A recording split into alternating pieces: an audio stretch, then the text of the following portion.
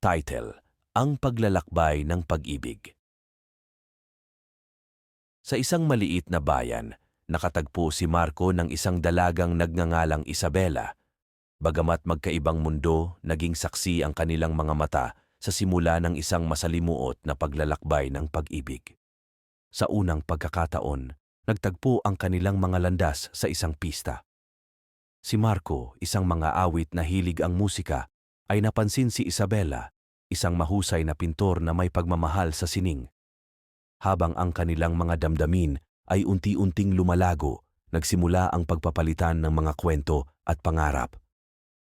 Isinulat ni Marco ang mga kanta na naglalarawan ng ganda ni Isabela, samantalang nilalarawan naman ni Isabela ang kanyang nararamdaman sa mga likhang sining. Sa bawat pagtatagpo, naging malinaw na ang kanilang pag-ibig ay parang obra ng sining. May pagkakatulad, ngunit may kanya-kanyang